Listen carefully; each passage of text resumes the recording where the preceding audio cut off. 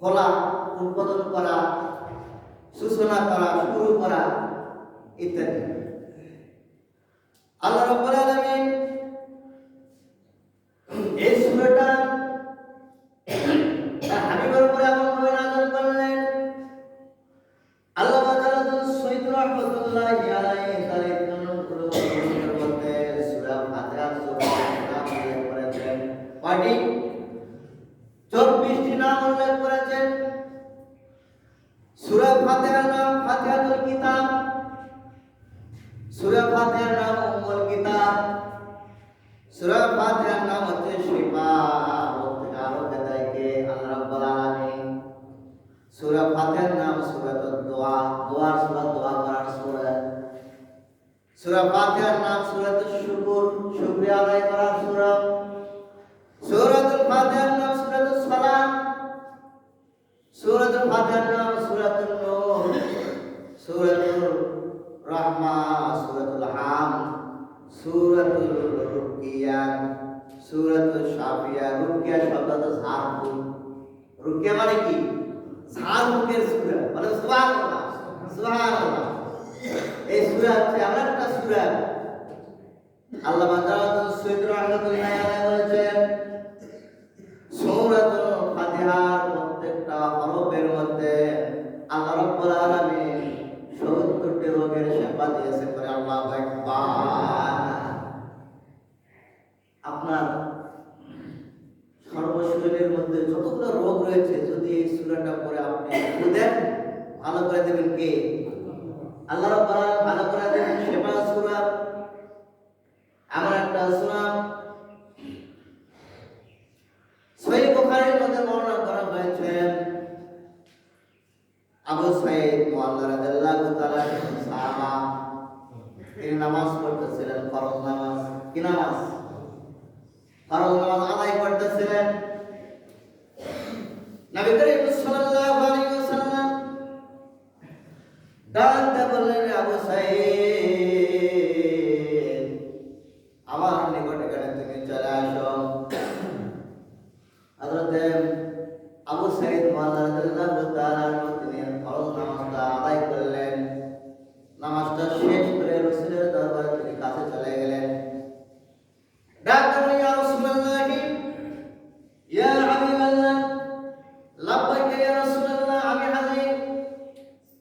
নবী করিম সাল্লাল্লাহু আলাইহি ওয়াসাল্লাম ডাকতে বললেন, আবু সাঈদ মুআল্লা, আমি তো তোমাকে কিছুক্ষণ আগে ডেকেছিলাম, তুমি আমার কথা ডাকের সঙ্গে সঙ্গে তুমি আমার নিকটে আসলে না, কেন? তার কারণটা কি? সাহাবা বললেন, ইয়া রাসূলুল্লাহ, ইয়া হাবিবাল্লাহ, আমি তো ফরজ নামাজ আদায় করেছিলাম, এই জন্য নামাজটা শেষ করে গান করে এই নিয়ত করেছি। নবী করিম সাল্লাল্লাহু আলাইহি ওয়াসাল্লাম ডাকতে বললেন, আমার সাহাবারা, তুমি শোনো, নামাজ হচ্ছে ফরজ, আল্লাহর হুকুম, আর আমি রাসূল ডেকেছি, এটাও ফরজ। তুমি নামাজ ছেড়ে দে, আমার কাছে আসা তোমার উচিত ছিল। আল্লাহু আকবার। কারণ কোরআন পাইছেন, কোরআন পরিচয় করে দিয়েছেন কে? আমার রাসূল। কে পরিচয় করে দিয়েছে? আল্লাহকে চিনে দিয়েছেন কে? রাসূল। রাসূলের মাধ্যমে আমরা কোরআন পেয়েছি, দ্বীন ইসলাম পেয়েছি, শবে বরাত পেয়েছি, শবে কদর পেয়েছি, জুমার রাত্রি পেয়েছি, জুমার দিন পেয়েছি আমরা। তাহলে নবী করিম সাল্লাল্লাহু আলাইহি ওয়াসাল্লাম আবু সাঈদ মুআল্লার হাত ধরে বললেন, আমার সাহাবারা শোনো, আমি কোরআন কারীমের মধ্যে সর্বশ্রেষ্ঠ একটা সূরা তোমাকে আমি তেলাওয়াত করে শুনিয়ে দেব। নবী করিম সাল্লাল্লাহু আলাইহি ওয়াসাল্লাম এই সূরাতুল ফাতিহা তখন তেলাওয়াত করে শুনিয়ে দিলেন। সবাই পড়ুন, বিসমিল্লাহির রাহমানির রাহিম, আলহামদুলিল্লাহি রাব্বিল আলামিন। আখির আয়াত। নবী করিম সাল্লাল্লাহু আলাইহি ওয়াসাল্লাম বলেছেন, কোরআনুল কারীমের মধ্যে 114টি সূরার মধ্যে সর্বশ্রেষ্ঠ সূরা হচ্ছে সূরাতুল ফাতিহা। যদি কোনো ব্যক্তি কোন রোগ হয়, কারণ এই রোগের শিফা দান করবে সূরাতুল ফাতিহা। আল্লাহু আকবার। এমন একটা সূরা আপনার তাফসীরে এসেছে, আপনি রোগে ভুগছেন, ভালো হচ্ছে না, আপনি একটা বোতলের মধ্যে সূরাতুল ফাতিহা ওই পানিতে 40 বার তেলাওয়াত করবেন। কতবার? 40 বার তেলাওয়াত করে প্রত্যেকটা দিন ফজরের পরে ওই পানিটা পান করবেন 40 দিন। কতদিন? তাহলে আল্লাহ রাব্বুল আলামিন রোগটা ভালো করে দিবেন। বলেন আল্লাহু আকবার। কিন্তু আপনাকে নামাজ পড়তে হবে। কি পড়তে হবে? নামাজ পড়তে হবে, নামাজ পড়তে হবে। এমন একটা নিয়ামত ছিল আল্লাহ রাব্বুল আলামিন দান করলেন তার হাবিবকে। এই সূরাটা সহিহ বুখারীর মধ্যে আরেকটা হাদিস বর্ণনা করা হয়েছে। হযরত আবু সাঈদ খুদরী রাদিয়াল্লাহু তাআলা হাদিস দ্বারা বর্ণনা করেছেন, নবী করিম সাল্লাল্লাহু আলাইহি ওয়াসাল্লামের কয়েকজন সাহাবায়ে কেরাম সফরে ছিল, ভ্রমণে ছিল। এমন একটা মহল্লায় তিনি অবস্থান করতেছিলেন। হঠাৎ করে একজন মহিলা সেটাকে বলেন, হুজুর, আমার মালিক, আমার মনিব কে সাপে দংশন করেছে, সাপ কেটেছে, আপনারা একটু তাকে ভালো করে তুলুন। সাহাবায়ে কেরামদের মধ্যে একজন সাহাবা ওই মনিবের কাছে চলে গেলেন, মালিকের নিকট চলে গেলেন, যায়া সূরাতুল ফাতিহা তেলাওয়াত করে যখন ওই মালিকের শরীরের উপর ফু দিলেন, আল্লাহর পক্ষ থেকে ওই মালিকটা ভালো হয়ে গেল। আল্লাহু আকবার। মালিক সুস্থ হয়ে গেল। সাপে দংশন করা রোগী, সে তো হুঁশ ছিল না, কিন্তু সাহাবায়ে কেরাম সূরাতুল ফাতিহা তেলাওয়াত করে দম করে খুদার সঙ্গে সঙ্গে ভালো করে দিলেন কে? তাহলে ওটা যে ওসিলা, ওটা কি ওসিলা, এবং ভালো করে দিবেন কে? আল্লাহ রাব্বুল আলামিন। এবার মালিক বলল, শোনো, তুমি আমার রোগটাকে ভালো করে দিয়েছো, সাপের দংশনে আমি যন্ত্রণায় ভুগছিলাম, আমি বেহুশ হয়ে গেলাম, সমস্ত সাহাবায়ে কেরামকে তারা দুধ পান করালো, খাওয়ালো। শুধু তাই নয়, তাদেরকে 40টি ছাগল উপহার দিলেন। আল্লাহু আকবার। সাহাবায়ে কেরামদের মধ্যে দুটো ভাগ হয়ে গেল। একদল বলছে যে না, এটা তো সূরা ফাতিহা করে ফু দিলাম, তাহলে বস্তু যদি খাই তাহলে এটা মনে হয় ঠিক হবে না। আর একজন বললো, কেন, সে তো হাজিয়ে দিয়েছে আমাকে, খাওয়া যায় রয়েছে। নবী করিম সাল্লাল্লাহু আলাইহি ওয়াসাল্লামের দরবারে চলে গেলেন। সাহাবায়ে কেরাম নবী করিম সাল্লাল্লাহু আলাইহি ওয়াসাল্লামকে বলেন, হুজুর, পুরো ঘটনাটা বললেন। নবী করিম সাল্লাল্লাহু আলাইহি ওয়াসাল্লাম বলে, আমার সাহাবারা, তোমাদেরকে যে হাদিয়া দিয়েছো, আমাকে সেই হাদিয়াটা একটু বস্তু দাও, আমি খাবো। বলে আল্লাহু আকবার। হাদিয়া দাও সুন্নাহ, খাও, গ্রহণ করাও সুন্নাহ। এই জন্য এই সূরাটার নামকে বলা হয়েছে রুকিয়া, ঝাড় ফুঁকের সূরা। কি সূরা? ঝাড় ফুঁকের সূরা। এই সূরা সম্পর্কে কোরআনুল কারীমের মধ্যে অনেক আলোচনা করা হয়েছে। আল্লাহ রাব্বুল আলামিন কোরআনুল কারীমের মধ্যে সুন্দরভাবে আলোচনা করে দিয়েছেন, ওয়া নুনাজ্জিলু মিনাল কুরআনি মা হুয়া শিফাa'un ওয়া রাহমাতুল লিল মুমিনিন। আল্লাহু আকবার। আল্লাহ তাআলা বলেন, কোরআন কারীম নাযিল করেছি মানব জাতির জন্য রোগের সুচিকিৎসা। আল্লাহু আকবার। ওয়া রাহমাতুল মুমিনিন, এবং মুমিনদের জন্য রহমত। তাহলে কোরআনুল কারীম ঝাড় ফুঁক দেওয়া আমরা কিন্তু অনেকে দেই, কি দেই না? এটা জায়েজ রয়েছে, কোরআন থেকে সাব্যস্ত। সময় দেওয়া উপস্থিতি, এই কোরআনুল কারীমের মধ্যে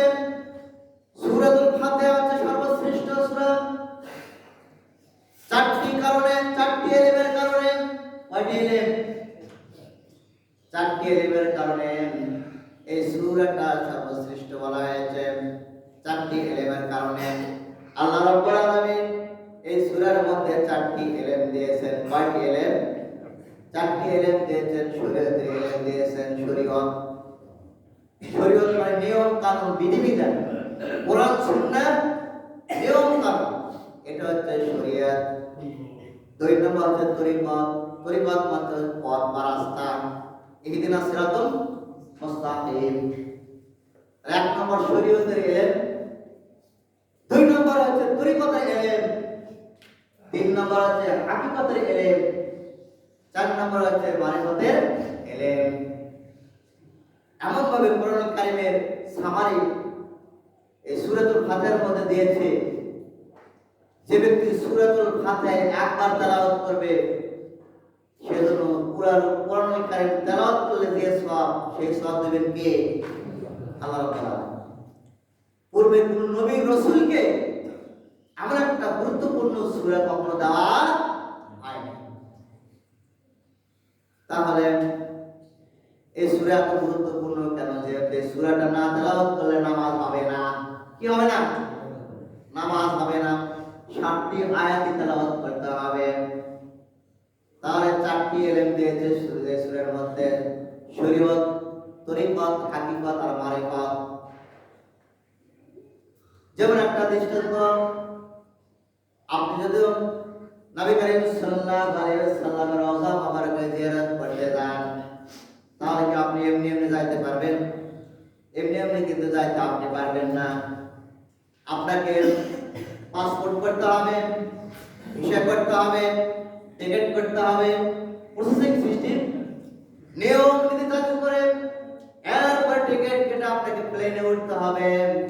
প্লেনে উঠে রাসূল করিম সাল্লাল্লাহু আলাইহি ওয়াসাল্লামের রওজা মুবারক আপনি দেখতে পারবেন। কি পারবেন না? সিস্টেমের মাধ্যমে। তাহলে আপনার এই যে পাসপোর্ট করলেন, ভিসা করলেন, টিকিট করলেন, প্লেনে ওঠার আগে যেগুলো নিয়ম বিধিবিধান পালন করলেন, এই নিয়ম নীতির নামে হচ্ছে শরীয়ত। নিয়ম নীতির নামে কি? শরীয়ত। আর আপনি প্লেনে উঠলেন, দীর্ঘ পথ অতিক্রম করলেন, এই পথ মানে তরিকত। পথ মানে কি? পথ মানে তরিকত। আর আপনি যখন মদিনা মুনাওয়ারাতে নবী করিম সাল্লাল্লাহু আলাইহি ওয়াসাল্লামের রওজা মুবারক যখন দেখলেন, আপনার মনটা ভরে গেল। এটা হচ্ছে হাকিকত। আল্লাহু আকবার। আর যখন রওজা মুবারক দেখলেন, চিনলেন, এই সিনাটার নাম হচ্ছে মারিফত। আল্লাহু আকবার। সূরাতুল ফাতিহার মধ্যে আল্লাহ রাব্বুল আলামিন প্রথম 3টি আয়াতের মধ্যে মারিফত দিয়ে শুরু করেছেন। কি দিয়ে? মারিফত মানে চিনা। মারিফত মানে কি? কাকে চিনা? আল্লাহকে চিনা। বলে সুবহানাল্লাহ, সুবহানাল্লাহ। তাহলে সূরাতুল ফাতিহার মধ্যে আল্লাহ রাব্বুল আলামিন আর বান্দার মধ্যে একটু কথোপকথন, আশিক আর মাশুকের খেলা। আশিক আর মাশুকের খেলা। সূরাতুল ফাতিহা সর্বপ্রথমে 3টা আয়াত হচ্ছে আল্লাহর সম্পর্কে, আর শেষের 3টা আয়াত হচ্ছে বান্দার সম্পর্কে। মাঝখানে একটা ইয়্যাকা না'বুদু ওয়া ইয়্যাকা নাস্তাঈন, এটা আল্লাহ এবং বান্দার সম্পর্কে। আল্লাহু আকবার। এই সূরাতুল ফাতিহা আমরা সবাই পারি না? কিন্তু অর্থ আমরা কিন্তু জানি না। অর্থ বুঝে যদি আমরা নামাজের মধ্যে তেলাওয়াত করি, নামাজের মধ্যে কিন্তু মহব্বত আর ভালোবাসা এসে যাবে। আল্লাহ রাব্বুল আলামিন সর্বপ্রথমে এই প্রথম 3টা আয়াতের মধ্যে মারিফত দিয়ে শুরু করলেন। প্রথম শুরু করে দিলেন আলহামদুলিল্লাহি রাব্বিল আলামিন। আল্লাহু আকবার। প্রশংসা কার? আলহামদুলিল্লাহ।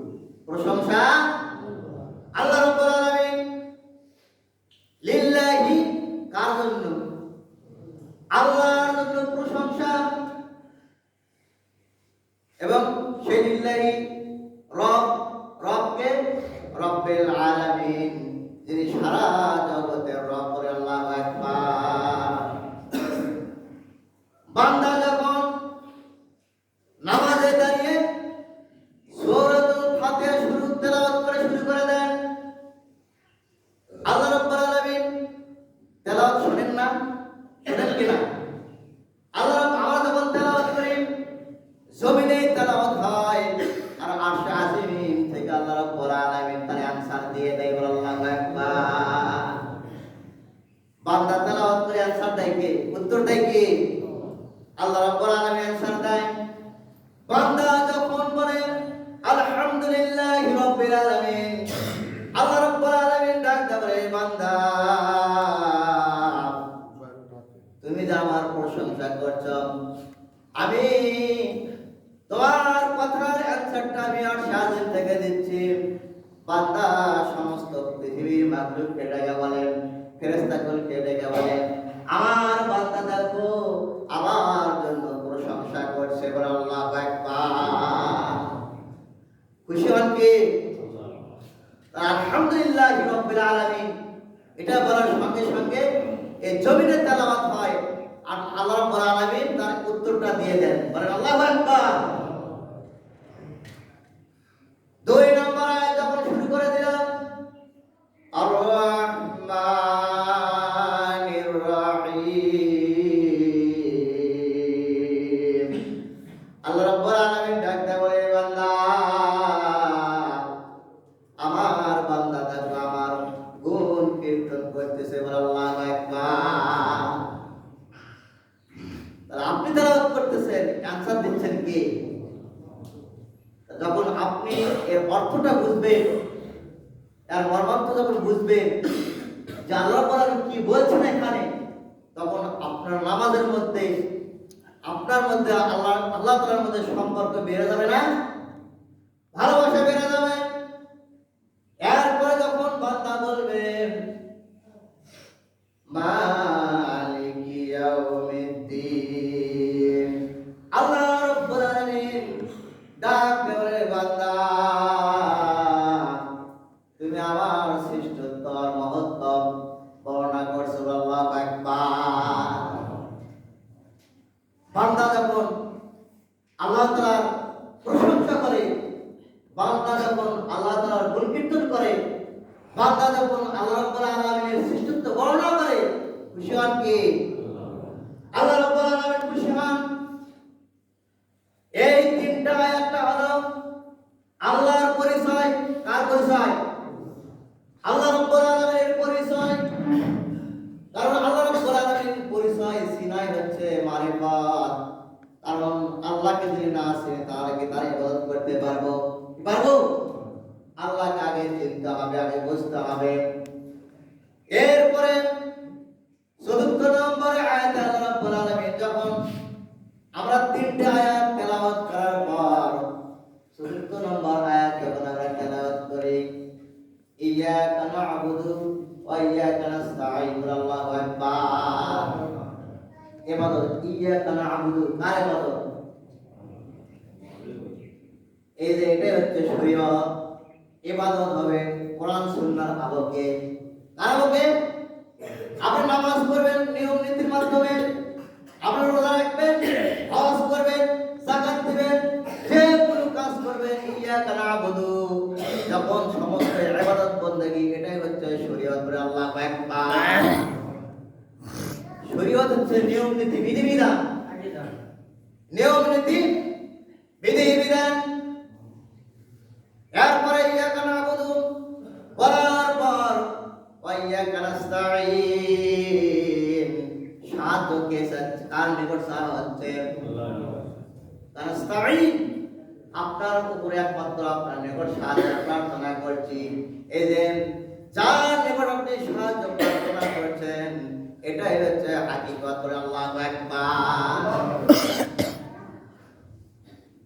তাহলে আল্লাহ রাব্বুল আলামিনের নিকট যখন আমরা সূরাতুল ফাতিহা তেলাওয়াত করব, অর্থ